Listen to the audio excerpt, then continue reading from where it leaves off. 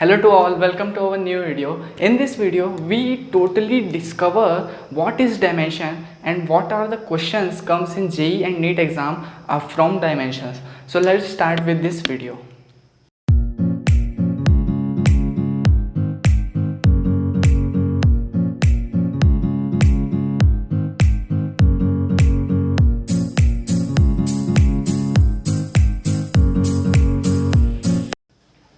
So basically dimension क्या होता है?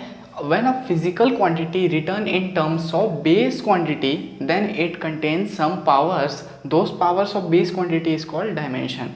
मतलब अगर अपन डेफिनेशन पढ़े तो अपने को कुछ समझ नहीं आया है, सीधा सीधा बात समझते हैं, ठीक है। बेस क्वांटिटी सुना सुना सा लग रहा है कुछ, ठीक है।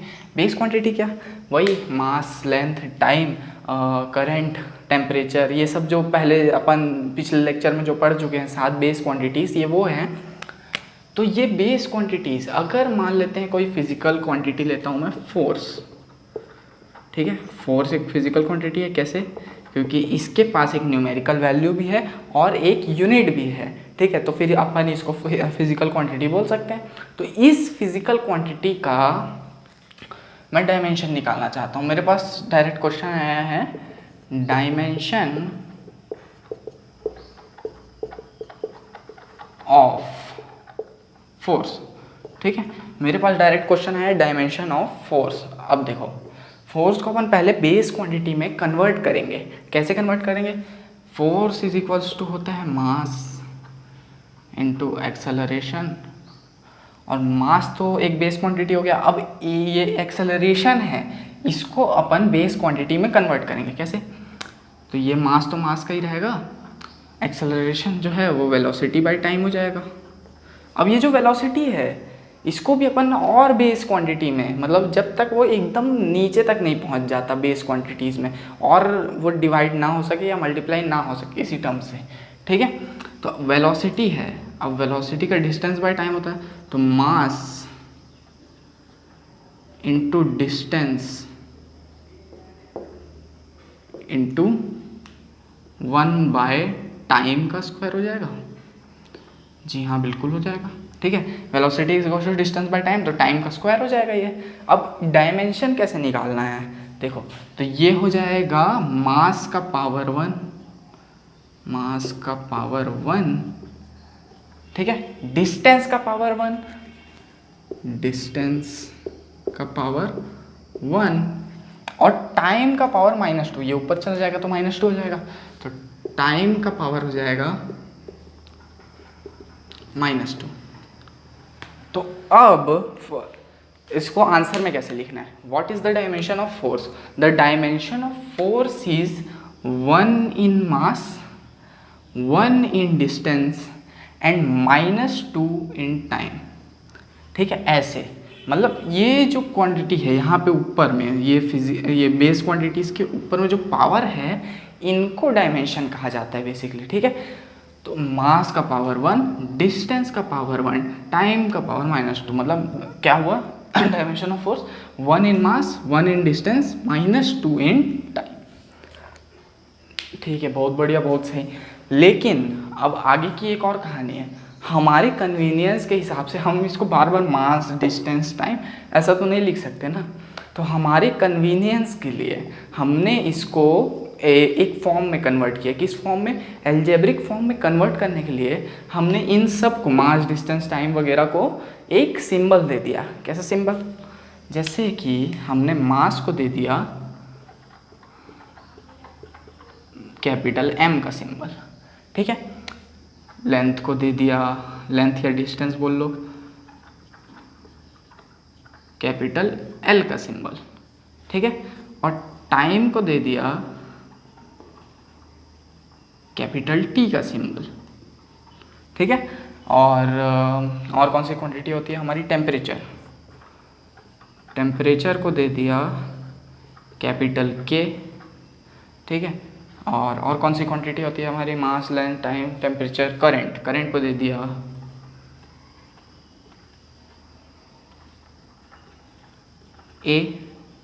AI, ठीक है। चलो A मान लेते हैं ना। करंट को दे दिया A, अब क्या बचा अपना, लुमिनस इंटेंसिटी को दे दिया कैंडेला का होता है CD, और अमाउंट ऑफ सब्सटेंस को दे दिया मोल, अमाउंट ऑफ सब्सटेंस, इसको क्या दे दिया, मोल कैसे, MOL।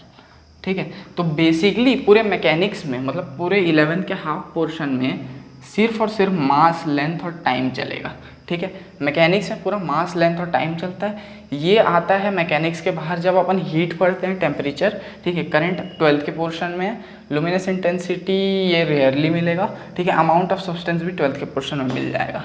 ठीक है, तो अब इस फोर्स का जो डायमेंशन है अपन कैसे लिख सकते हैं, मास की जगह यहाँ डाल देंगे m का पावर 1, डिस्टेंस की जगह l का पावर 1 और टाइम की जगह -2। तो ऐसे लिख सकते हैं फोर्स के डायमेंशन को। तो देखो ये जो डायमेंशन का जो कॉन्सेप्ट है ना, यहाँ से बहुत सारे क्वेश्चन आते हैं। मतलब हर एक पेपर में एक क्वेश्चन 4 मार्क्स का मिल जाता है। अभी मैं दिखाता हूँ, बहुत सारे क्वेश्चन आते हैं। ठीक है, और अभी अपन ना बहुत सारे टर्म्स का डायमेंशन पता करने वाले, जिस क्वांटिटी को आप लोग जानते भी नहीं होंगे अगर आप 11th में होंगे, उन सब का भी अपन डायमेंशन निकालने वाले। तो इसलिए टेंशन मत लेना। ठीक है, अगर किसी क्वांटिटी को नहीं जानते हो तो ऐसा टेंशन मत लेना कि नहीं आ रहा है समझ में करके। उस क्वांटिटी का अगर नहीं जानते हो तो मत याद करो। ठीक है, क्योंकि आगे जाके अपन पूरे फार्मूलाज पढ़ने वाले हैं और उन फार्मूलाज का पूरा डेरिवेशन देखने वाले हैं। तो उस समय वो फार्मूलाज याद हो जाएंगे, तो उस समय भी डायमेंशन निकाल सकते हो।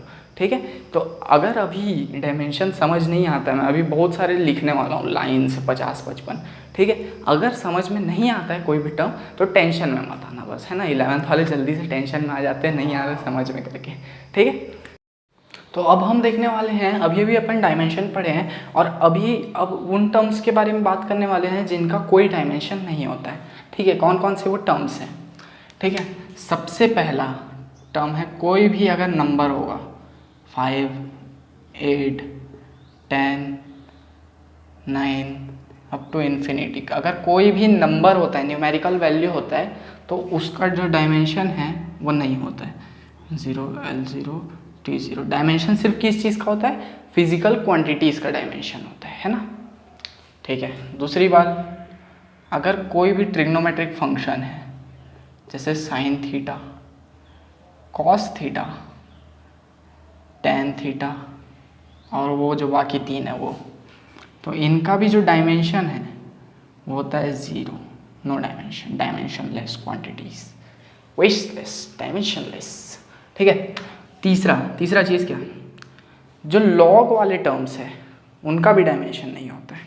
ठीक है, तो लॉग e⁻x या फिर लॉग बेस x, तो इसका जो टर्म्स है ये भी डायमेंशनलेस होता है। ठीक है, चौथा, अगर कोई एक्सपोनेंशियल टर्म है जैसे कि e⁻x, e⁻5x, e⁻t, तो ये सब भी जो है डायमेंशनलेस होते हैं, मतलब कोई डायमेंशन नहीं, मतलब m0, L0, T0।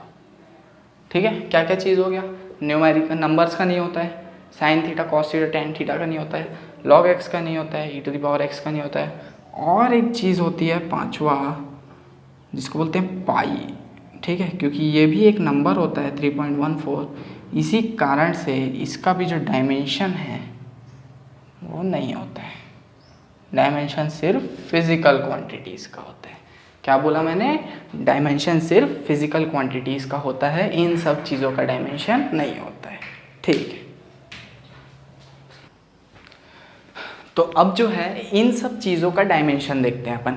ये सिर्फ 14 ही है, अभी और लिखूंगा, मेरे बोर्ड में सिर्फ अभी 14 आ रहे थे।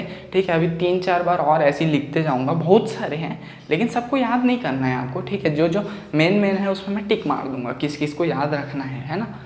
तो सबसे पहले एरिया का, तो एरिया का डायमेंशन कैसे निकालेंगे, एरिया का होता है लेंथ इंटू ब्रेड्थ। तो लेंथ तो एक डिस्टेंस है और ब्रेड्थ भी एक डिस्टेंस है, तो दोनों का मैं L ले सकता हूँ। तो L लेंथ का एल और ये ब्रेड्थ का एल, तो ये हो जाएगा एल स्क्वायर। तो एरिया का डायमेंशन कितना होता है? 2 इन लेंथ 0 इन मास। तो इसको कैसे लिखेंगे? m का 0, l का 2, t का 0। अब सिर्फ m l t ही क्यों लिखें? मैं आपको बताया ना, सिर्फ पूरी मैकेनिक्स में मतलब 11th के हाफ पोर्शन में पूरे मास, लेंथ और टाइम ही मैक्सिमम यूज़ होने वाला है, तो इसीलिए m l t लिखते हैं और m का पावर 0 लिखते हैं। अगर m का कोई डायमेंशन नहीं होता, l का डायमेंशन 2 है तो 2 और t का 0 है ना, तो ऐसे लिखना है। ठीक है, बाकी सब क्वांटिटी में क्यों नहीं लिखा? क्योंकि अभी 11th के हाफ पोर्शन पूरे मैकेनिक्स में यही चलेगा, है ना। तो चलो ठीक है, वॉल्यूम देखते हैं। वॉल्यूम का होता है लेंथ इंटू ब्रेड्थ तो हाइट, मतलब लेंथ भी एक डिस्टेंस है, ब्रेड्थ भी एक डिस्टेंस है और हाइट भी एक डिस्टेंस है, मतलब तीनों का L into L into L ले सकता हूँ। तो ये L into L into L, तो इसका डायमेंशन आ जाएगा L क्यूब, या फिर इसको ऐसे भी रिप्रेजेंट कर सकते हैं m0 l3 t0। ठीक है, वॉल्यूम हो गया। अब डेंसिटी देखते हैं। डेंसिटी का फॉर्मूला होता है मास अपॉन वॉल्यूम। तो डेंसिटी को रो से रिप्रेजेंट करते हैं मास अपॉन वॉल्यूम। और वॉल्यूम का क्या अभी अपन देखें, एल क्यूब होता है डायमेंशन। तो मास का बड़ा वाला m लिख देने का ऐसे ब्रैकेट के अंदर, और ये वॉल्यूम का L का क्यूब। अब ये लेंथ ऊपर चला जाएगा तो ये हो जाएगा m l to the power -3 और t का पावर 0। t का पावर 0 क्यों? क्योंकि टाइम का कोई उसमें डायमेंशन नहीं है डेंसिटी में, है ना। अब देखते हैं स्पीड का होता है, स्पीड और वेलोसिटी का सेम डायमेंशन होता है ना, स्पीड और वेलोसिटी, क्योंकि फॉर्मूला सेम है। ठीक है, डिस्टेंस लो डिस्प्लेसमेंट लो, दोनों लेंथ ही है, लेंथ में ही आते हैं इसीलिए, है ना। तो स्पीड इज इक्वल्स टू होता है डिस्टेंस अपॉन टाइम। तो डिस्टेंस की जगह लिख लेता हूँ मैं l, टाइम की जगह t, तो ये हो जाएगा l t -1, और इन सबको ऐसे लिखने के बाद ब्रैकेट में डाल देना है ना। तो ये हो गया स्पीड का। अब मैं ब्लैक पेन यूज़ करता हूँ। एक्सेलरेशन का देखते हैं। एक्सेलरेशन का क्या होता है? एक्सेलरेशन का होता है वेलोसिटी बाय टाइम। और वेलोसिटी का क्या होता है यहाँ पे देखें अपन, ठीक है, स्पीड और वेलोसिटी का सेम होता है LT -1। तो यहाँ वेलोसिटी का डाल देता हूँ मैं LT -1, और यहाँ है T, और T जब ऊपर जाएगा तो T -1 हो जाएगा, और T -1 इंटू T -1 हो जाएगा T -2। ऐसा होता है ना, जिसने मैथ्स थोड़ा कमज़ोर है उसके लिए बता दे रहा हूँ। LT -2 हो जाएगा, और m0 है ना, m0 LT -2, ये हो जाएगा एक्सेलरेशन का डायमेंशन। हम देखते हैं फोर्स का। फोर्स इज इक्वल्स टू होता है मास इंटू एक्सेलरेशन, और एक्सेलरेशन का अपन ऊपर देखिए, ठीक है। तो मास की जगह m और एक्सेलरेशन की जगह आ जाएगा LT -2। मास की जगह ऐसे रहेगा, तो ये पूरा टोटल और बन जाएगा MLT -2। ठीक है, अब वर्क का देखते हैं। वर्क का होता है W is equals to force into displacement, displacement का S। ठीक है, तो फोर्स हो जाएगा ये MLT -2 इंटू डिस्प्लेसमेंट की जगह मैं L लिख देता हूँ, है ना। तो ये हो जाएगा ML² T -2, ML² T -2, है ना। ये वर्क का हो जाएगा। काइनेटिक एनर्जी, काइनेटिक एनर्जी का फॉर्मूला होता है ½ mv², है ना भाई, ½ mv²। देखो मैं इतने यहाँ से लेके यहाँ तक मान के चल रहा हूँ पोटेंशियल एनर्जी तक कि तुम्हें फॉर्मूले आते होंगे, है ना, क्योंकि अब पढ़े हैं तो आते ही तो होंगे यार, है ना। तो ½ mv²। तो देखो भाई, मैं पहले ही बता देता हूँ कि ये जो अगर नंबर आता है ऐसा ½ 3 4 5 6 7 8, तो इन सब का कोई डायमेंशन नहीं होता है ना। अभी जब ये पूरे हो जाएंगे तब मैं बता दूंगा कि किन किन चीज़ों का डायमेंशन नहीं होता है, ठीक है। जैसे कोई भी नंबर है यहाँ पे बता रहा हूँ तो उनका डायमेंशन नहीं होता, तो हाफ का कोई डायमेंशन नहीं है। मास का होता है m बड़ा वाला।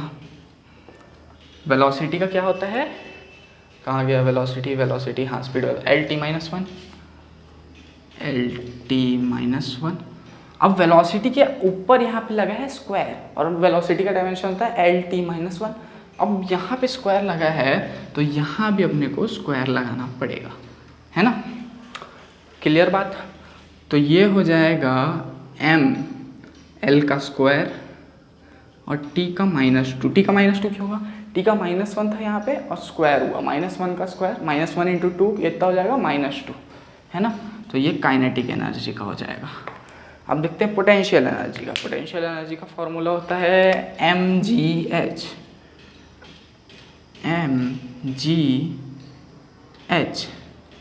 मास का m, g क्या है, g है एक्सेलरेशन ड्यू टू ग्रेविटी, मतलब इसको एक्सेलरेशन का लेना है। तो एक्सेलरेशन का होता है LT-2, LT-2। और हाइट जो है एक लेंथ है तो l लेना है इसका भी। तो इसका भी आएगा ml² T-2। ये कुछ अपने को काइनेटिक एनर्जी की सेम दिख रहा है, हाँ भाई बिल्कुल सेम दिख रहा है, ठीक है। तो मतलब जितनी भी एनर्जीज है क्या उनका सेम होगा, हाँ भाई बिल्कुल सेम होगा, ठीक है। जितनी भी एनर्जीज है, kinetic energy, potential energy, heat energy, ठीक है, इन सब का जो डायमेंशन है वो हमेशा सेम रहेगा। अभी हीट एनर्जी का भी निकाल के दिखाऊंगा, इतना ही आएगा उसका भी, ठीक है। तो ये 9 हो गया। 10वां देखते हैं, power. Power is equals to होता है work upon time. Power is equals to, जिन लोगों को नहीं पता उनको बता दे रहा हूँ, वर्क अपॉन टाइम होता है। आप लोग शायद ही पढ़े होगे पावर, मेरे को नहीं पता, ठीक है, मेरे हिसाब से तो नहीं पढ़े होगे। तो वर्क अपॉन टाइम होता है, बता दे रहा हूँ। तो वर्क का क्या होता है, वर्क का होता है ml² T-2। तो ये लिख देता हूँ यहाँ पे ml² T-2 और यहाँ ये टाइम। तो टाइम जो है ऊपर चला जाएगा तो -1 हो जाएगा। तो ये हो जाएगा डायमेंशन इसका ml² T-3, ठीक है। मोमेंटम का होता है, मोमेंटम को p से रिप्रेजेंट करते हैं, इसका होता है मास इनटू वेलोसिटी। तो मास का तो हो गया m, वेलोसिटी का हो जाएगा LT-1, ठीक है। ये मोमेंटम का हो गया, ठीक है भाई, बहुत सही। अब इम्पल्स का देखते हैं। इम्पल्स का क्या होता है, इम्पल्स का होता है फोर्स अपॉन टाइम। इम्पल्स का भी आप लोग को नहीं पता होगा, ठीक है। फोर्स इनटू टाइम यार, sorry. Impulse is equals to force into time. तो फोर्स का कितना होता है, फोर्स फोर्स फोर्स फोर्स, ये force mlt-2 mlt-2 into time, तो ये टाइम। तो ये हो जाएगा mlt-1। यहाँ पे t-2 था, अब +1 जुड़ेगा, -2 + 1 -1 होता है। तो mlt-1 हो जाएगा। सिर्फ पावर का एडिशन सब्सट्रैक्शन चल रहा है यहाँ पे बस, है ना। प्रेशर का होता है force upon area. Force upon area, force का कितना होता है mlt-2। फोर्स का तो रट के ही बैठ जाओ यार, mlt-2। और एरिया का कितना होता है L², है ना। एरिया ये L² होता है, ठीक है भाई। तो ये L² जो है ये ऊपर चला जाएगा, तो यहाँ बचेगा 1 और यहाँ -2 + 1 -1 हो जाता है। तो ये हो जाएगा ml-1 T-2, है ना। अब स्ट्रेस का देखो, स्ट्रेस का जो है ना, नीट 2020 का, अभी जो लेटेस्ट नीट का एग्जाम हुआ था पिछले साल वाला, उसमें आया था डायरेक्ट स्ट्रेस का क्वेश्चन, ठीक है। स्ट्रेस का डायमेंशन कितना होता है, तो देखो स्ट्रेस का जो है ना, फोर्स बाय एरिया होता है क्या, वो फॉर्मूला इसका। तो फोर्स होता है mlt-2 अपॉन एरिया होता है L², ठीक है। तो ये जो है ये ऊपर चला जाएगा, तो स्ट्रेस का भी सेम रहेगा और प्रेशर का भी सेम रहता है। देखो फोर्स अपॉन एरिया प्रेशर का भी, स्ट्रेस का भी फोर्स अपॉन एरिया, दोनों का फॉर्मूला जो है सेम रहता है। ये अगर नहीं पढ़े होंगे तो अभी 11th के आगे वाले पोर्शन में आने वाला है ये चीज़, ठीक है। इसलिए टेंशन मत लेना, ये सब तो हम लोग पढ़े ही नहीं है करके, ये सब आने वाला है। एक्चुअली में इस चैप्टर को इसी पोर्शन के कारण ना लास्ट में रखना चाहिए था, क्योंकि ये सब चीज़ें आप लोग पढ़े नहीं हैं अभी तक, है ना। लेकिन फिर भी इस चैप्टर को अगर फर्स्ट में डाल दिया, अब पढ़ना तो हमारी जिम्मेदारी है, स्टूडेंट्स है भैया, क्या करेंगे, पढ़ेंगे और क्या, तो पढ़ रहे हैं। और इसीलिए कंफ्यूज मत होना, नहीं होता ना याद मत करना, बिल्कुल टेंशन मत लेना, लेकिन बिना टेंशन के पढ़ना। mL-1 T-2, ठीक है, स्ट्रेस का इतना होता है। अब ये तो हो गए 14, अब इनके आगे और भी है। अब इतने में तो मेरा बोर्ड भर गया, अब आगे और देखते हैं कितने सारे हैं, है ना।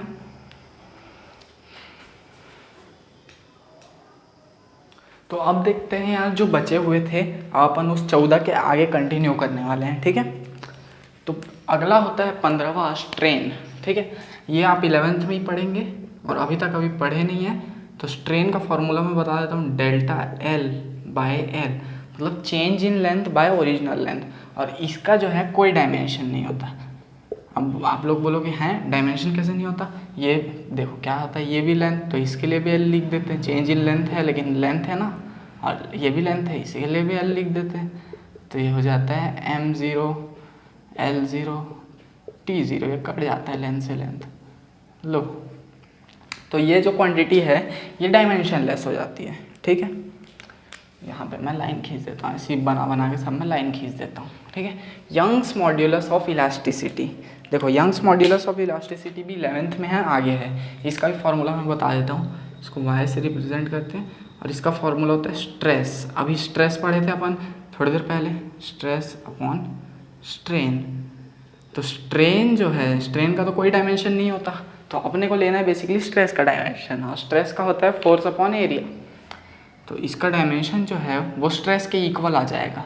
कितना आएगा, m फोर्स का होता है ML-T-2 और अपॉन एरिया, तो ML-1T-2। ये जो है basically Young's modulus of elasticity का डायमेंशन होता है। ये एक बार जेई में भी आ चुका है, ठीक है। अभी अपन करेंगे आगे एग्जांपल्स। एंगल थीटा, तो इसका फॉर्मूला क्या होता है, आर्क अपॉन रेडियस, ठीक है। तो आर्क भी देखो लेंथ में ही आता है और रेडियस भी लेंथ में ही आता है। तो ये जो है डायमेंशन लेस क्वांटिटी हो जाती है, क्योंकि दोनों L कट जाते हैं। तो M0 हो जाता है इसमें, M0 L0 T0, ठीक है। अब देखते हैं एंगुलर वेलोसिटी। एंगुलर वेलोसिटी आप अभी तक नहीं पढ़े होंगे, अभी 2 से 3 चैप्टर के बाद पढ़ने वाले हैं, ठीक है। मोशन इन 2D में पढ़ेंगे एंगुलर वेलोसिटी को। तो एंगुलर वेलोसिटी का फॉर्मूला क्या होता है, इसको ओमेगा से रिप्रेजेंट करते हैं, ये लाइन खींच दो, ठीक है। इसको ओमेगा से रिप्रेजेंट करते हैं और इसका फॉर्मूला क्या होता है, एंगल, ये angle upon time, angle theta by time, angular displacement by time बोल सकते हो, ठीक है। तो इसका तो जो है कोई डायमेंशन नहीं होता, M0 L0 T0 है, ठीक है, एंगल का। और ये टाइम का T है, तो इसका डायरेक्ट डायमेंशन हो जाता है M0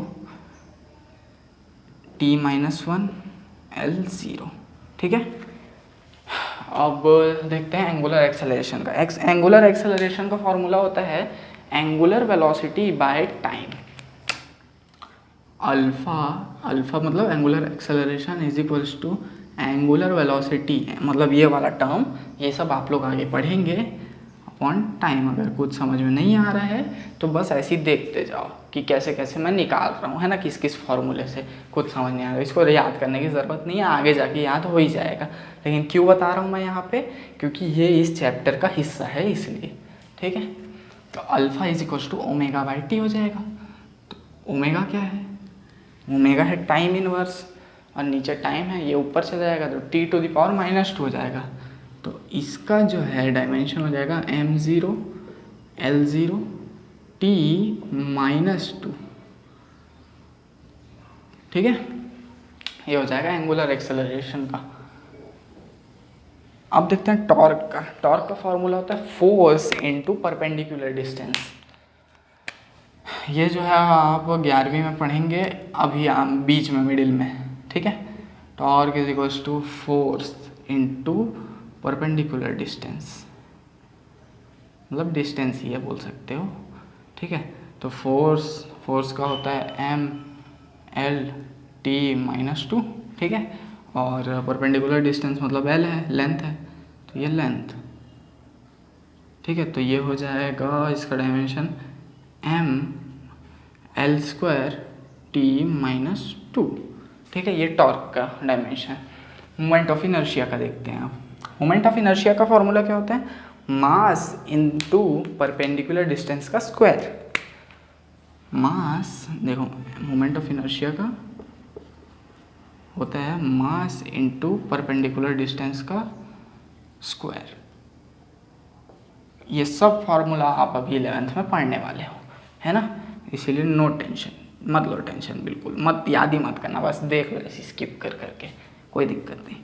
तो m परपेंडिकुलर डिस्टेंस से लेंथ, तो mL² हो जाएगा इसका डायमेंशन मोमेंट ऑफ इनर्शिया का, है ना।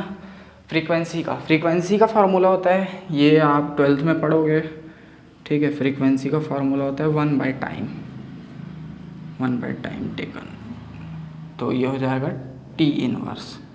अब देखो फ्रीक्वेंसी का और एंगुलर वेलोसिटी का जो है ना डायमेंशन सेम दिख रहा है, हाँ सेम होता है इसलिए दिख रहा है, ठीक है। फ्रीक्वेंसी, एंगुलर मोमेंटम का क्या होता है? एंगुलर मोमेंटम, इसका फार्मूला होता है लेंथ इनटू मोमेंटम।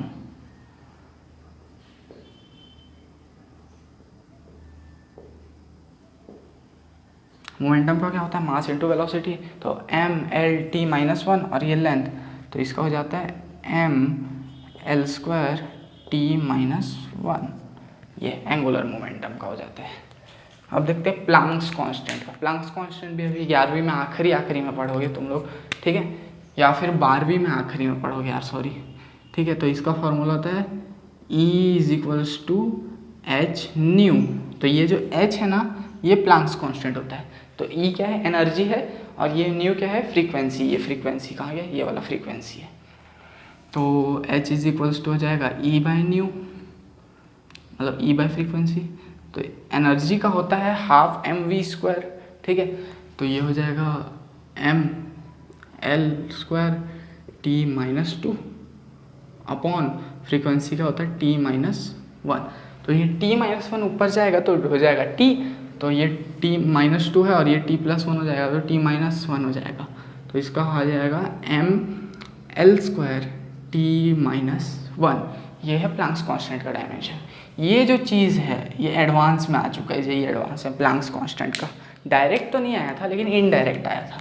अभी आगे अपन इन सब का क्वेश्चन देखने वाले हैं, ठीक है। सरफेस टेंशन का फॉर्मूला क्या होता है?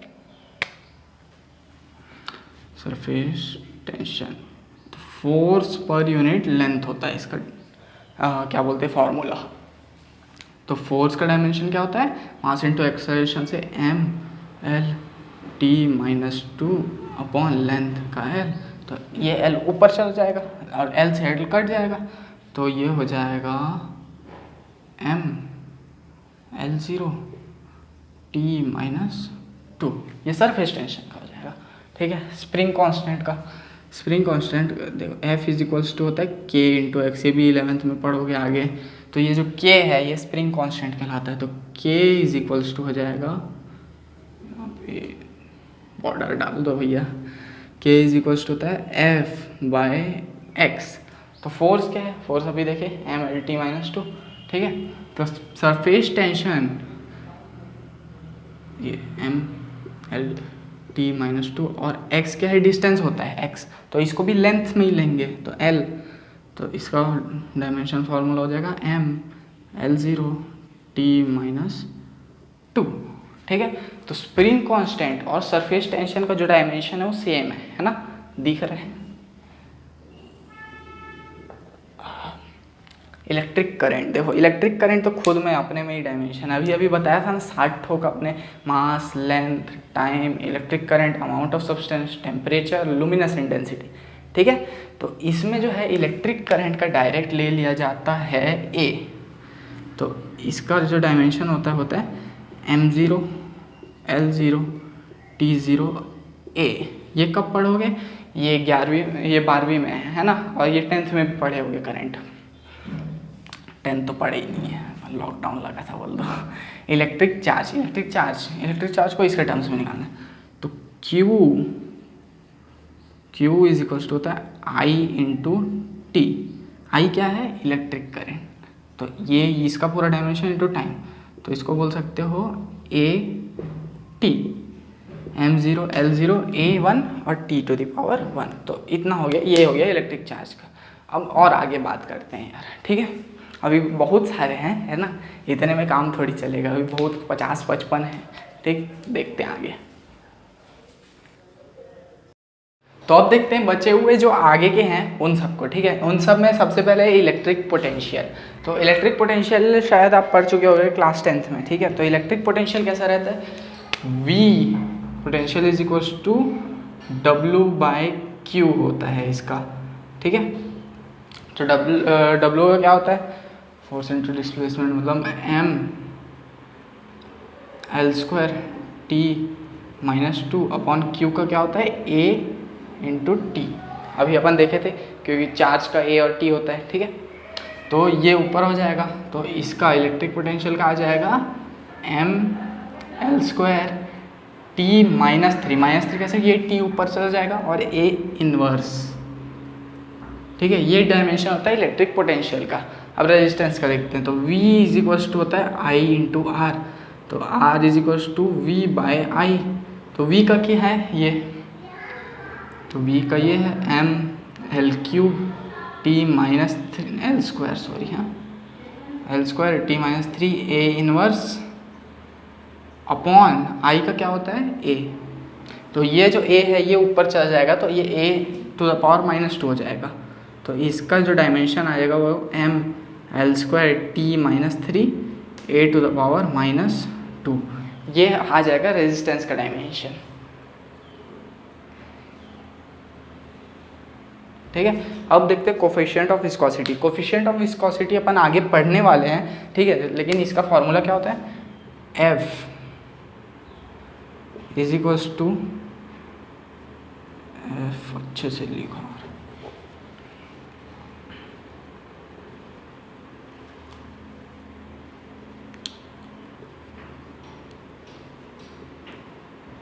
F is equals to 6 pi eta RV, और ये जो ईटा है जो एन टाइप का दिख रहा है ये है coefficient of viscosity.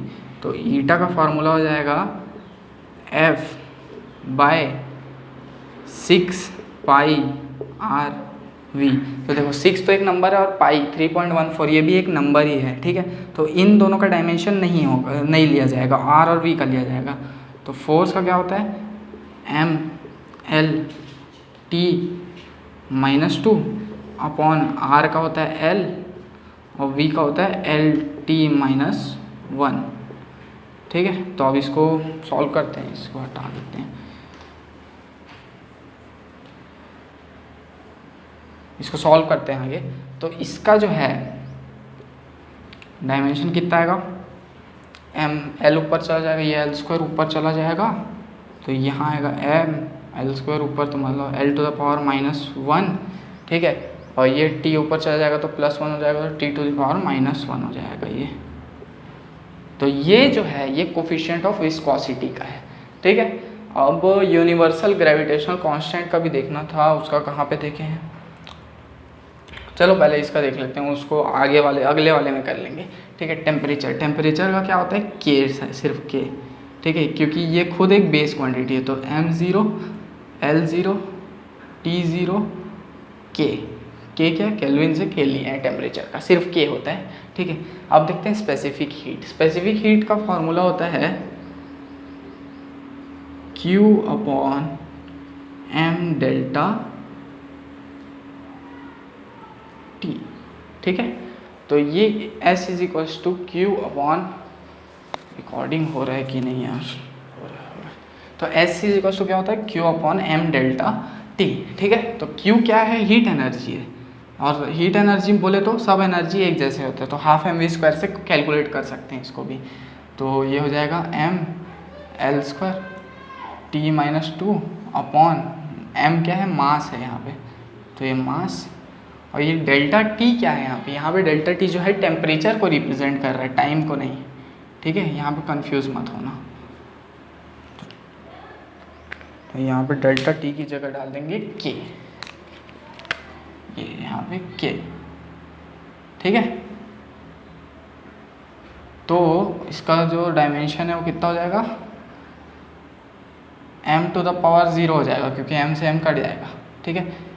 L square T minus to के माइनस वन, तो ये हो जाएगा स्पेसिफिक हीट कांस्टेंट का, ठीक है। अब देखते हैं एनर्जी डेंसिटी का। एनर्जी डेंसिटी का फॉर्मूला क्या होता है, E is equals to, energy density is equals to energy per unit volume. तो एनर्जी का होता है M L square T minus two upon volume का होता है एल क्यूब। तो इसका टोटल नेट डायमेंशन हो जाएगा M L to the power minus one, क्योंकि एल क्यूब ऊपर गया, और T to the power minus two, ठीक है। ये एनर्जी डेंसिटी का हो जाएगा। अब देखते हैं इलेक्ट्रिक फील्ड इंटेंसिटी का।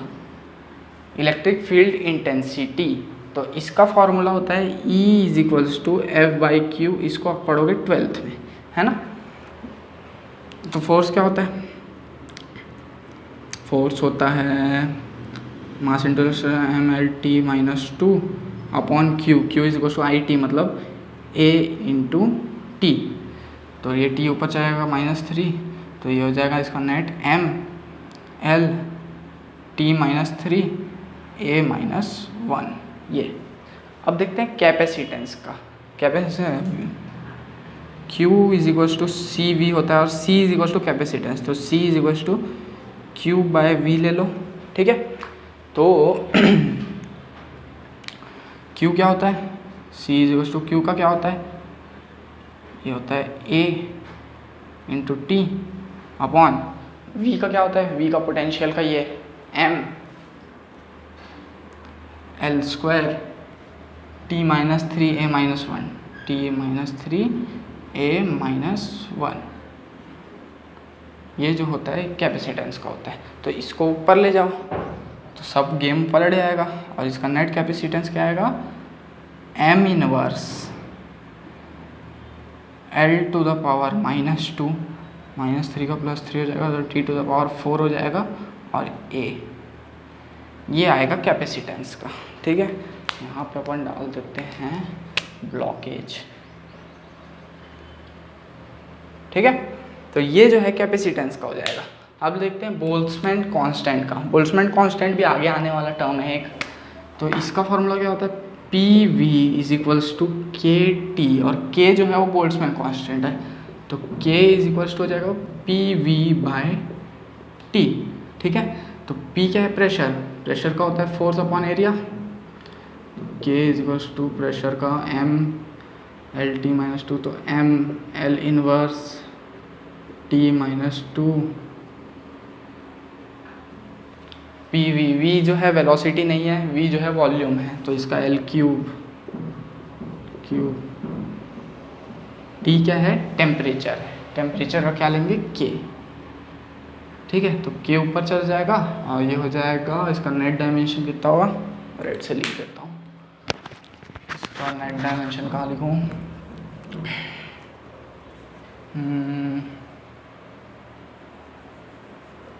यहाँ पे लिख देता हूँ। तो ये हो जाएगा M L square T -2 K -1, ठीक है। ये बोल्ट्जमैन कांस्टेंट का है। अब देखते हैं मोलार स्पेसिफिक हीट कैपेसिटी का। मोलार स्पेसिफिक हीट कैपेसिटी को C से रिप्रेजेंट करते हैं। इसका फॉर्मूला होता है Q by N delta T। Delta T है टेम्परेचर, N जो है वो मोल अमाउंट ऑफ सब्सटेंस है, ठीक है। Q जो है हीट एनर्जी है।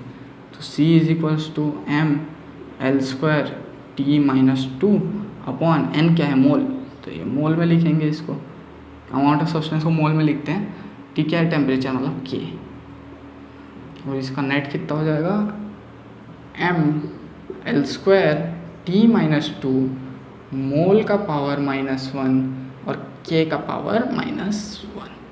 तो ये इसका डायमेंशन है, ठीक है। अब इतना बड़ा बड़ा चीज़ देख देख के टेंशन आ रहा होगा, समझता हूँ, लेकिन इन सबको याद थोड़ी करना है ना। इन सबका जब फॉर्मूला एक बार याद हो जाएगा ना, आगे चल के ये सब फॉर्मूला डिराइव करोगे तो याद हो जाएगा अपने आप, तो ये सब निकालना आ जाएगा अपने से, ठीक है। गैस कांस्टेंट, तो गैस कांस्टेंट का होता है PV = nRT, ये फार्मूला होता है गैस कांस्टेंट का, ठीक है। तो इसमें से जो R है ये गैस कांस्टेंट होता है, तो R P pressure, V volume, N number of amount of substance और T जो है टेम्परेचर। तो ये कितना हो जाएगा, प्रेशर का कितना होता है, ये दिया है प्रेशर का mL T-2, ये प्रेशर का, और उसके बाद फिर वॉल्यूम का L³ अपॉन मोल और टेम्परेचर का K। तो इसका नेट हो जाएगा mL² T-2 मोल -1 K -1, ठीक है। ये हो जाएगा गैस कांस्टेंट का। अब देखते हैं कोफिशिएंट ऑफ थर्मल कंडक्टिविटी का, ठीक है। ये जो है ये JEE 2020 में आ चुका है, ठीक है, तो हल्के में मत लेना इसको, ठीक। तो इसका जो है फॉर्मूला क्या होता है, H = heat energy KA ΔT × T/L। अब क्या चीज़ें बता रहा हूँ, ये K जो है ये कोफिशिएंट ऑफ थर्मल कंडक्टिविटी है, ये A जो है ये एरिया है, ये ΔT टेम्परेचर है, ये छोटा वाला T टाइम है, और ये जो है L लेंथ है, ठीक है। तो H का पहले डालते हैं, तो यहाँ से H का डालेंगे, नहीं पहले K के टर्म्स में वैल्यू निकाल लेते हैं, L/A ΔT × T = K। तो अब इसका डायमेंशन निकालते हैं, तो ये हो जाएगा mL² T-2 × L upon L² × ΔT का K और ये टाइम का T, ठीक है। तो ये L² से एक L यहाँ से चला जाएगा, ठीक, और ये अब ये सब ऊपर चला जाएगा, तो ये T⁻³ L का पावर, तो इसका नेट आ जाएगा mL⁻³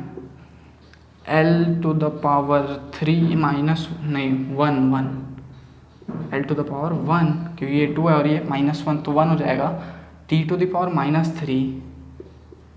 और K⁻⁻1।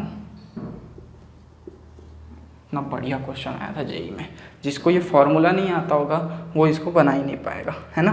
तो अब यार जो बचे हुए हैं, और 5-6 बचे ही हुए हैं अभी भी, इतने सारे हैं, और 5-6 भी जो बचे हैं उनको देख लेते हैं। अब बात करते हैं यार जितने बच गए थे 4-5, ठीक है। ये बहुत इंपॉर्टेंट वाले हैं, ठीक है, इनको याद रखना।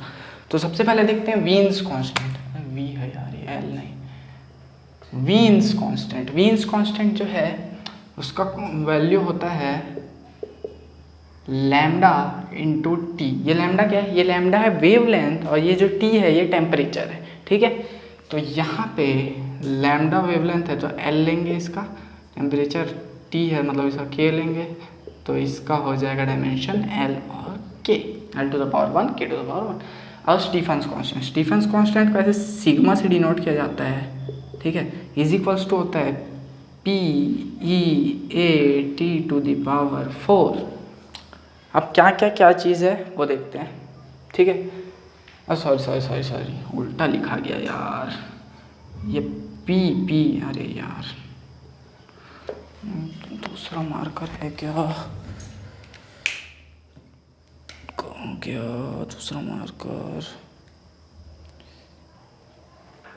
हाँ देखो यहाँ P = सिग्मा EAT⁴। E क्या है, E है एक्सपोनेंशियल, A क्या है, A है एरिया, T⁴ मतलब T टेम्परेचर, ये जो है P पावर, ठीक है। तो सिग्मा सिग्मा होता है स्टीफन कांस्टेंट, ये सिग्मा बोलते हैं इसको।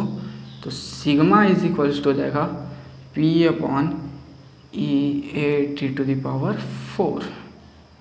ठीक है। अब पावर का क्या होता है dimension, M L square T minus 3। E का डायमेंशन क्या होता है, 0। ठीक है। अभी अपन पहले देखे थे कि ई का डायमेंशन जो है 0 होता है। एरिया का होता है लेंथ का स्क्वायर, एल स्क्वायर यहाँ पे लिख देता हूँ, और टेम्परेचर का पावर 4 है तो K4 है ना। सबको ऊपर लेके जाते हैं तो एल से एल चला जाएगा और यहाँ बचेगा M L 0 T to the power minus 3 K to the power minus 4। ये जो है स्टीफन कांस्टेंट का डायमेंशन है। अब देखते हैं परमिटिविटी ऑफ फ्री स्पेस। ये जो है 12th में आएगा, ठीक है। और ये 2 बार आ चुका है एग्जाम में, जेई 2019 और 1998 में एडवांस में जेई के, ठीक है। क्योंकि मेंस जो है ना 2002 से ही चालू हुआ है। अब देखते हैं परमिटिविटी ऑफ फ्री स्पेस, ये है क्या चीज़, ये इसको एप्सिलॉन नॉट से डिनोट करते हैं और ये 12th के टॉपिक में। तो इसका फॉर्मूला क्या होता है, F इज इक्वल्स टू होता है 1/4 pi epsilon naught Q1 Q2 by are square, ठीक है। तो एप्सिलॉन नॉट का निकालना है तो एप्सिलॉन नॉट के टर्म्स में ला लेते हैं सबको। ये इधर क्या, तो 1/4 pi to 1/f into Q1 Q2 by are square, ठीक है। अब देखते हैं इसका, तो 1/4 पाई का तो होगा ही नहीं, कांस्टेंट है तो इसका कोई डायमेंशन नहीं होगा, ठीक है। तो 1 तो Q1 Q2 तो आई टी Q1 का और दूसरे का आई टी। फोर्स का क्या होता है M L T minus 2। R square का क्या होता है एल स्क्वायर। अब इन सबको ऊपर लेके चले जाते हैं, ठीक है। तो क्या आ जाएगा, आई स्क्वायर टी स्क्वायर हो जाएगा ऊपर, और ये टी स्क्वायर से टी माइनस 2 है तो टी टू द पावर 4 हो जाएगा, और ये एम एल तो एम का M L to the power minus 3, ठीक, और T to the power minus 4 नहीं T to the power plus 4 है, sorry, T to the power plus 4, और आई स्क्वायर है तो आई स्क्वायर हो जाएगा ए स्क्वायर। तो ये बेसिकली डायमेंशन होगा परमिटिविटी ऑफ फ्री स्पेस का। अब देखते हैं मैग्नेटिक फील्ड का। मैग्नेटिक फील्ड भी 12th के टॉपिक में आएगा और इसका फॉर्मूला होता है F is equals to Q V B. ये जो B है ये मैग्नेटिक फील्ड है, तो B इज इक्वल्स टू हो जाएगा F बाई क्यू वी। तो फोर्स का क्या लिखेंगे, M L T minus 2 upon Q का क्या लिखेंगे आई टी, और ये वेलोसिटी का एल टी, आई टी नहीं ए टी, और वेलोसिटी का एल टी माइनस 1। अभी सबको सॉल्व करते हैं, तो सबको ऊपर लेके जाते हैं। तो t और t माइनस 1 ये दोनों कट जाएगा, ठीक है, और एल ए बचेगा नीचे, और ये एल से एल कट जाएगा, तो यहाँ बचेगा एम एल 0 टी माइनस 2, और क्या बचेगा ए माइनस 1। ये जो है ये मैग्नेटिक फील्ड का डायमेंशन है। अब देखते हैं परमिएबिलिटी, अभी परमिटिविटी देखे थे, अब देखेंगे परमिएबिलिटी ऑफ मैग्नेटिक फील्ड। ये क्या चीज़ होता है, B is equals to mu naught upon 4 pi I dot D L R square, ठीक है। तो ये जो म्यू नॉट है ये परमिएबिलिटी ऑफ फ्री स्पेस बोलते हैं इसको, ठीक है। तो इसके लिए निकालना है फॉर्मूला, तो mu naught is equals to हो जाएगा 4 pi B into r square upon I dot D L. अब सबका डायमेंशन लिखते हैं, तो 4 पाई का तो कोई डायमेंशन नहीं होता, बी का डायमेंशन ये निकाले हैं तो ये लिख देते हैं एम एल 0 टी माइनस 2, हाँ टी माइनस 2 ए माइनस 1। ये बी का है इंटू आर स्क्वायर मतलब एल स्क्वायर, अपॉन आई का ए लिख देंगे सिर्फ, और dl का l, तो l से इसका एक पावर चला जाएगा, ठीक है। तो ये l यहाँ एग्जिस्ट नहीं करेगा। वैसे ये a क्या, ये वो करंट का है, तो a ऊपर चल जाएगा, तो ये हो जाएगा m L0 t to the power -2 और a टू द पावर -2। तो ये basically permeability of magnetic field का डायमेंशन आ जाएगा। अब एक रिलेशन होता है जो कि जेई में 3 बार और नीट में 2 बार पूछ चुका है। वो रिलेशन क्या है, सी क्या है, speed of light is equals to 1/√/μ0 into ε0। ये जो है, ये जो रिलेशन है, ये μ0 क्या है, परमिएबिलिटी ऑफ मैग्नेटिक फील्ड, और ये ε0 क्या है, परमिएबिलिटी ऑफ फ्री स्पेस। तो ये जो चीज़ है इसको याद रखना, इससे अभी अपन बहुत सारे क्वेश्चंस बनाने वाले हैं, ठीक है। तो इतने जो सारी चीज़ें थी, इतने देर से मैंने जो बताई, ये सारी चीज़ें जो थी पूरा अपना फिजिक्स का टर्म्स कवर करती है, और इन सारी चीज़ों का हमने अभी डायमेंशन निकाल लिया है, ठीक है। अभी 2 साल में जितनी फिजिक्स तुम पढ़ोगे इन सब चीज़ों के बारे में ही पढ़ोगे। बहुत सारी चीज़ें मैंने बता दी है, कुछ चीज़ें मैंने छोड़ी है क्योंकि जो पूरे प्रोबेबली बहुत सारे टर्म्स हैं फिजिक्स में, है ना, लेकिन जो 50-55 जो मेन है वो ही लिखा हूँ मैं यहाँ पे, ठीक है। तो अब बात करते हैं अपन आगे की। अब देखते हैं कॉमन डायमेंशंस वाले चीज़ें। देखो, इससे पहले अपन डायमेंशंस देखे थे जिसको याद करने की ज़रूरत नहीं थी, लेकिन इन सब चीज़ों को याद करने की ज़रूरत है, ठीक है। तो इन सब चीज़ों को याद करने के लिए मैंने कुछ ट्रिक बनाया है, ठीक है। सबसे पहले देख लेते हैं कौन कौन सी चीज़ का डायमेंशन कॉमन रहता है। पहला लीनियर मोमेंटम इम्पल्स का, दूसरा वर्क, एनर्जी, टॉर्क और मूवमेंट ऑफ फोर्स का, तीसरा एनर्जी डेंसिटी जो कि होता है हाफ एप्सिलॉन नॉट परमिटिविटी और E² इलेक्ट्रिक फील्ड, और ये B²/2 μ0 जो है एनर्जी डेंसिटी का फार्मूला, ठीक है। और ये है प्रेशर, स्ट्रेस, यंग्स मॉड्यूलस, इन सब का एक होता है। ये सरफेस टेंशन और स्प्रिंग कांस्टेंट का कॉमन होता है डायमेंशन। एंगुलर मोमेंटम और प्लांक कांस्टेंट का कॉमन होता है। बोल्ट्जमैन कांस्टेंट, एंट्रोपी और हीट कैपेसिटी का कॉमन होता है। और इन सब को छोड़ के एक चीज़ और होती है, कैपेसिटेंस, रिएक्टेंस और इम्पीडेंस, इन सब का भी सेम होता है। इन सब का बताने के बाद उसका अलग से बताऊंगा, ठीक है, बोर्ड भर गया करके, ठीक है। पहले देखते हैं इसका लीनियर मोमेंटम इम्पल्स, ठीक है। तो लीनियर मोमेंटम का एल उठा लेना, मोमेंटम का m और इम्पल्स का I। तो इसको कैसे याद रखना है, ला मेरा आइसक्रीम,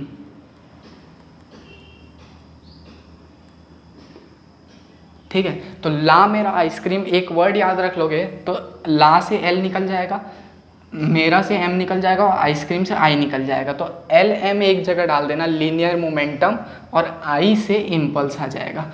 अब इन दोनों का जो है क्या होता है, कॉमन डायमेंशन होता है। कॉमन डायमेंशन कितना होता है, MLT-2। अब इस चीज़ को याद करने के लिए कोई जुगाड़ नहीं है ना, कोई ट्रिक नहीं है इस चीज़ को याद करने के लिए। इन दोनों में से एक का आपको पता रहना ज़रूरी है डायमेंशन, ठीक है, तभी ये जो ट्रिक है वो काम कर पाएगा, ठीक है। दूसरा देखते हैं, वर्क में से W उठा लेना, एनर्जी में से E उठा लेना, और टॉर्क में से T उठा लेना, और मूवमेंट ऑफ फोर्स में से MF उठा लेना, ठीक है। अब क्या है, वेट, वेट मतलब गीला, वेट मेरा फ्रेंड, वेट मेरा फ्रेंड, वेट मतलब W से वर्क, E से एनर्जी, T से टॉर्क, ठीक है। मेरा फ्रेंड से MF मतलब मूवमेंट ऑफ फोर्स। इन सब का जो है कॉमन डायमेंशन होता है उतना, ठीक है। अब देखते हैं तीसरा, एनर्जी डेंसिटी। एनर्जी डेंसिटी बोले तो ईडी उठा लेना, प्रेशर से P उठा लेना, स्ट्रेस से S,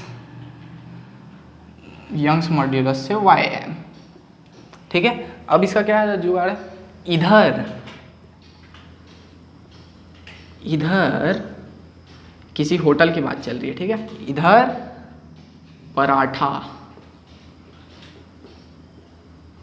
पराठा से P प्रेशर, ठीक है। सॉस से S स्ट्रेस, ठीक है। यम्मी, यम्मी से YM आ जाएगा, यंग्स मॉड्यूलस। ठीक है, तो energy density, pressure, stress, Young's modulus को याद करने के लिए इधर से ED एनर्जी डेंसिटी, पराठा से P से प्रेशर, सॉस से S से स्ट्रेस। ठीक है, यम्मी से YM मतलब यंग्स मॉड्यूलस। इन सब का डायमेंशन सेम रहता है। ठीक है, सरफेस टेंशन का ST/SC, इसको तो याद करने का ज़रूरत ही नहीं है। ST/SC कैटेगरी होता है ना, ST/SC OBC जनरल, तो वो वाला ST/SC surface tension spring constant, ये कैटेगरी वाला। ठीक है, अब देखते हैं एंगुलर मोमेंटम। एंगुलर मोमेंटम से यहाँ से A, यहाँ से M, एंगुलर मोमेंटम और प्लांक्स कांस्टेंट P और C। तो इसका बनेगा आम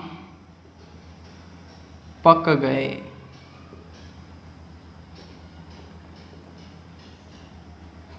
आम से AM लेना, AM से एंगुलर मोमेंटम, पक गए से PC से प्लांक्स कांस्टेंट, इन सब का डायमेंशन सेम रहता है। ठीक है, अब देखते हैं आखिरी वाला बोल्ट्जमैन कांस्टेंट, मतलब BC लेना, BC एंट्रोपी से E और हीट से H, कैपेसिटी से C। ठीक है, तो इसका क्या बनेगा, बेचारी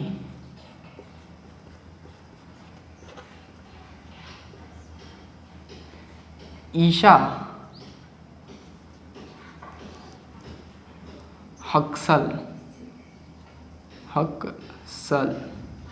सरनेम है। ठीक है, बेचारी से BC आ जाएगा। ठीक है, जो कि बोल्ट्जमैन कांस्टेंट, ईशा से एंट्रोपी और हक्सल से HC। मान रहा हूँ कि थोड़ा सा ऑड टाइप का लग रहा है, लेकिन अगर इस ट्रिक को एक बार अपने पेपर में लिख लोगे तो उस पेपर में लिखने के बाद सब कुछ आपको याद हो जाएगा अच्छे से, और फिर मेरे को वाह वाह बोलने लगोगे, जैसे ये दोनों दे रहे हैं वाह वाही। ठीक है, तो एक चीज़ और होती है जिनका डायमेंशन कॉमन होने लग जाता है, वो वाले देखते हैं अपन। अब बात करते हैं उन क्वांटिटीज़ की जिनका जो डायमेंशन तो है सेम है, लेकिन उनके लिए कोई ट्रिक नहीं है, उनको याद करना ही पड़ेगा। ठीक है, क्या है L/R, इसमें L क्या है, L है इंडक्टेंस,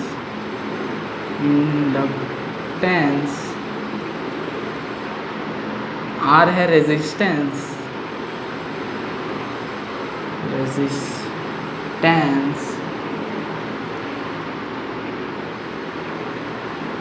और C है कैपेसिटेंस।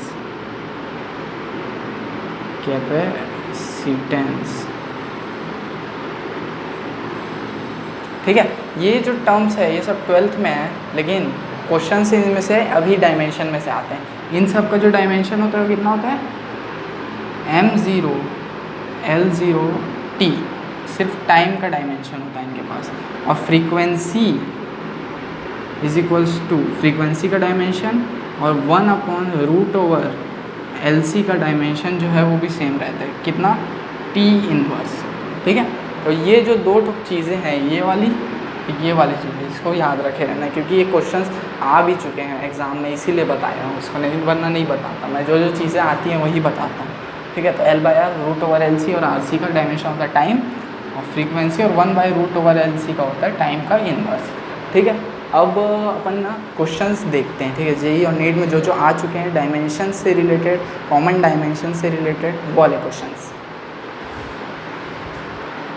तो अब अपन देखते हैं एक क्वेश्चन जो आया था जेईई मेंस 2021 के फरवरी वाले अटेम्प्ट में। ठीक है, क्या बोलता है question, if C and V represent capacity and voltage respectively, then what is dimension of lambda which is given in terms of C/V। ठीक है, C/V is equals to lambda बोला है, और इसका जो है डायमेंशन पूछा है, तो सीधा सीधा डायमेंशन ऑफ C उठा दो और डायमेंशन ऑफ V उठा के रख दो। ठीक है, अगर 11th वाले सॉल्व करना चाहते हो तो डायरेक्ट जो अभी अपन बहुत सारी चीज़ें देखे थे उस लिस्ट को किसी कॉपी में लिखना, और उस कॉपी में से जो लिस्ट है उसको देख के सॉल्व करना क्वेश्चन। तो ठीक है, अपन ट्रिक से सॉल्व करते हैं। Q is equals to CV होता है, तो C इज इक्वल्स टू हो जाएगा Q/V अपॉन V क्या है, वोल्टेज है ना, तो ये हो जाएगा Q/V², है ना, और V इज इक्वल्स टू होता है W/Q, अब इसको उठा के यहाँ पे डाल देते हैं v पे, तो ये हो जाएगा q by W square into Q square, नीचे आएगा क्यू स्क्वायर वो ऊपर आ जाएगा, तो ये हो जाएगा क्यूब बाय डब्ल्यू का स्क्वायर। अब इनका डायमेंशन डाल देते हैं, तो q इज इक्वल टू होता है आई टी, और यहाँ i की जगह a नहीं लिया है, सिर्फ i ही डाला है, अपन भी i ही डालेंगे, तो i का क्यूब t का क्यूब बाय वर्क का डायमेंशन का स्क्वायर, फोर्स इंटू डिस्प्लेसमेंट मतलब m L T minus two into M L square T minus two उसका होल का स्क्वायर। ठीक है, तो ये कितना हो जाएगा m का स्क्वायर मतलब m to the power minus two, l का स्क्वायर है तो l टू द पावर 4 हो जाएगा क्योंकि बाहर स्क्वायर है, तो l to the power minus 4। ठीक है, i का क्यूब ही रहेगा, तो i cube t to the power minus 4 हो जाएगा, और t टू द पावर 3 है तो t टू द पावर 7 हो जाएगा। अगर ये ऊपर जाएगा तो माइनस का प्लस हो जाएगा, तो ये t टू द पावर 7। तो ये जो ऑप्शन है ये कौन सा ऑप्शन है, ये है क्या m-3 नहीं है, -2 है, m-2 है, l-4 है, नहीं m-3 है, यहाँ पे m-2 है, l-4 है, i टू द पावर 3 है, 2 टू द पावर 7 है। हाँ, सी वाला ऑप्शन करेक्ट है इसमें। ठीक है, तो ऐसे करके जेई के क्वेश्चंस आए हैं। अब देखते हैं एक नीट का क्वेश्चन,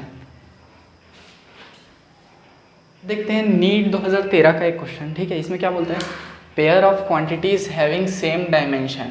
पहला है इम्पल्स एंड सरफेस टेंशन। अभी अपन एक ट्रिक देखे थे, वो ट्रिक इसमें लगा देते हैं। ठीक है, तो इम्पल्स और सरफेस टेंशन का क्या ट्रिक था, SC/ST है ना, SC/ST एक्ट वाला, तो सरफेस टेंशन का स्प्रिंग कांस्टेंट के इक्वल रहता था, तो ये ऑप्शन तो नहीं है, ये नहीं है। ठीक है, दूसरा एंगुलर मोमेंटम एंड वर्क। देखो एंगुलर मोमेंटम मतलब AM से क्या था, आर्म पक गए, तो एंगुलर मोमेंटम का पक गया मतलब PC मतलब प्लैंक कांस्टेंट के इक्वल था, तो एंगुलर मोमेंटम वर्क दिया है, नहीं ये भी नहीं है। ठीक है, वर्क एंड टॉर्क ये हो सकता है कैसे, WET, हाँ, वेट मेरा फ्रेंड। अगर आप लोगों ने वो ट्रिक वाला वीडियो नहीं देखा है तो वो देख लो। ठीक है, वो अलग से अपलोड होगा और ये अलग से अपलोड होगा और सब एक लेक्चर में भी जाएगा। ठीक है, वेट मेरा फ्रेंड, वेट क्या था, वर्क क्या था, वेट से W से वर्क, E से एनर्जी, T से टॉर्क, वर्क और टॉर्क दिया, मतलब C है इसका करेक्ट ऑप्शन। ठीक है, देखा यहाँ पे इतनी जगह मेरा जुगाड़ इतना जल्दी काम आने लग गया।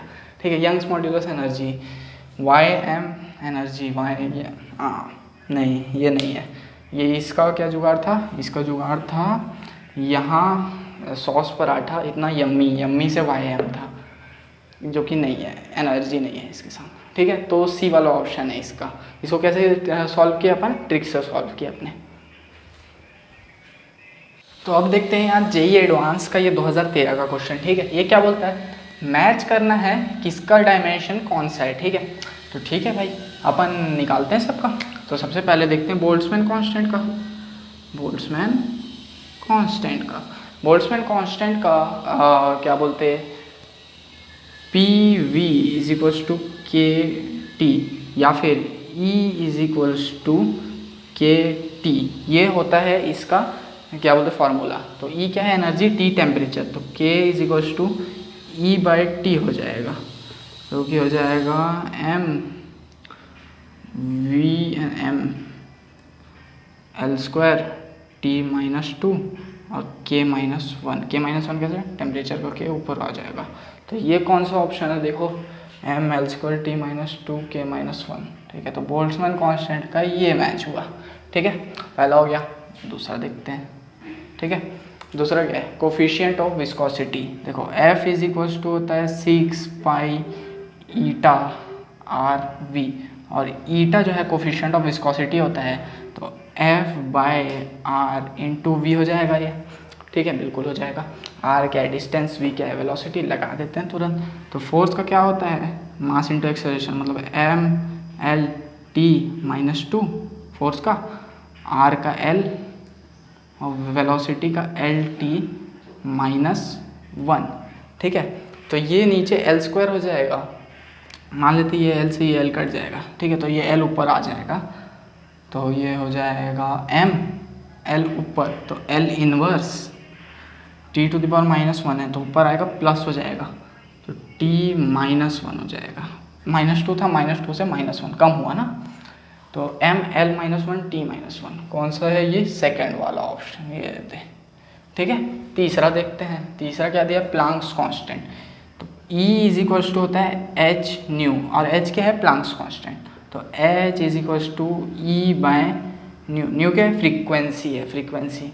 ठीक है, तो एनर्जी का पहले डालते हैं ml² t-2 एनर्जी का, और न्यू का होता है टाइम इनवर्स। ठीक है, तो टाइम इनवर्स जो है वो ऊपर आ जाएगा, टाइम इनवर्स ऊपर आएगा तो t⁻1 हो जाएगा, तो ये -1 हो जाएगा, तो ये हो जाएगा ml² t-1। तो ये कौन सा ऑप्शन है, ml² t-, ये है पहला ऑप्शन। तो मतलब कि ये 3 तो निकल गए, तो एक ही ऑप्शन तो बचा, तो ये इसी का होगा, और क्या, चौथा निकालने की ज़रूरत ही नहीं है। तो ऐसे था ये जेईई एडवांस का 2013 में आया हुआ क्वेश्चन।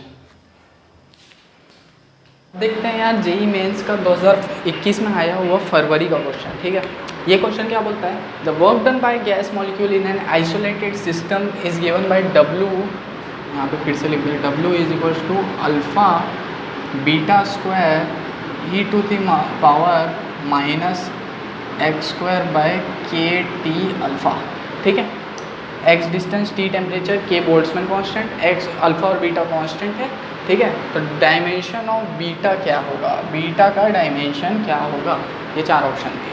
देखो यार, अभी अपन थोड़ी देर पहले बोले थे कि e⁻ कुछ भी होगा 2t x, वो डायमेंशन लेस होता है, m0 l0 t0, है कि नहीं, डायमेंशन लेस होता है, करेक्ट। तो x² बाय KT अल्फ़ा भी होगा डायमेंशन लेस, तो इज इक्वल्स टू बोल लेते हैं m0 l0 t0। ठीक है, अब मैं अल्फ़ा को उधर ले जाता हूँ, क्योंकि यहाँ से पहले मैं अल्फ़ा का निकाल लेता हूँ डायमेंशन। तो अल्फ़ा मैं इधर ले आया, तो यहाँ बचा x² का डायमेंशन होता है l², और KT का डायमेंशन क्या होता है, एनर्जी इज इक्वल्स टू होता है k इंटू टी, ये बोल्ट्जमैन कांस्टेंट है KT। ठीक है, तो एनर्जी का डायमेंशन डल जाएगा यहाँ पे, जो कि होता है ml² t-2। अब ये l² से l² कट जाएगा, तो m ऊपर t ऊपर, तो m-1 t2, और l जो है वो हो जाएगा 0। ये है अल्फ़ा का डायमेंशन, लेकिन अपने को निकालना है बीटा का डायमेंशन। तो अब कैसे निकालें, अल्फ़ा का मिल गया, अब इस वाले टर्म को देखते हैं, ये हो गया पूरा डायमेंशन लेस, अब इधर वर्क का डायमेंशन डालते हैं, जो कि होता है ml² t-2 is equals to alpha का डायमेंशन डाल देते हैं, जो कि हो जाएगा m इनवर्स t²। अब बीटा का डायमेंशन कैसे मिलेगा, इस अल्फ़ा के डायमेंशन को मैं यहाँ नीचे ले आऊँगा और सॉल्व कर लूँगा, तो बीटा का डायमेंशन मिलेगा। कैसे मिलेगा, तो बीटा इज इक्वल्स टू हो जाएगा ml² t-2 upon m-1 t²। अब ये t² को मैं ऊपर ले जाता हूँ, तो ये t⁻⁻4 हो जाएगा यहाँ पे। ठीक है, और ये m इनवर्स को मैं ऊपर ले जाता हूँ, तो फिर m+1 हो जाएगा, तो यहाँ हो जाएगा ये, एक सेकेंड यार, कुछ गलती हो गई है क्या, नहीं कुछ गलती नहीं हुआ, तो ये हो जाएगा m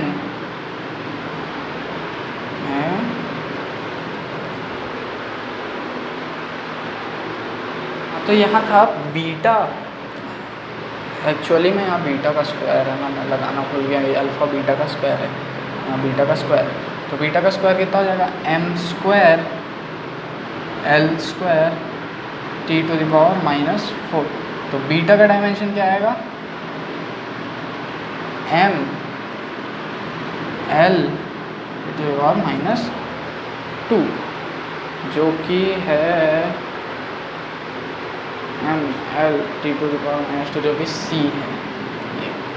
तो ये है बीटा का डायमेंशन, ऐसे आएगा। ठीक है, देखते हैं यहाँ नीट 2005 का एक क्वेश्चन। ठीक है, ये क्वेश्चन क्या बोलता है, the ratio of dimension of Planck's constant and that of moment of inertia is dimension of time, frequency, angular momentum, velocity. ठीक है, तो सॉल्व करके देखते हैं। मान लेते हैं एक टर्म लैम्डा है जो कि है रेशियो ऑफ प्लैंक कांस्टेंट और moment of inertia. Planck constant मतलब h और मोमेंट ऑफ इनर्शिया मतलब m इंटू आई लिख देते हैं, ठीक है।